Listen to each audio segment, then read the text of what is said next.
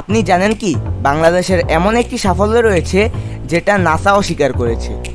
মূলত 2017 সালে বাংলাদেশ প্রথমবারের মতো মহাকাশে নিজস্ব ক্ষুদ্র উপগ্রহ বা স্যাটেলাইট পাঠায়, যার নাম ছিল ব্র্যাক অন্বেষা। এই উপগ্রহটি তৈরি করেছিলেন ব্র্যাক বিশ্ববিদ্যালয়ের কিছু মেধাবী শিক্ষার্থী এবং এটি উৎক্ষেপণ করা হয় নাসা ও জাক্সার মতো বড় বড় মহাকাশ সংস্থার সহযোগিতায়। ব্র্যাক অন্বেষা ছিল বাংলাদেশের সর্বপ্রথম ন্যানো স্যাটেলাইট যা পৃথিবীর কক্ষপথ ঘুরে ঘুরে আমাদের দেশের জলবায়ু পরিবর্তন, কৃষি, নদী ও বন্যা পরিস্থিতির তথ্য সংগ্রহ করত।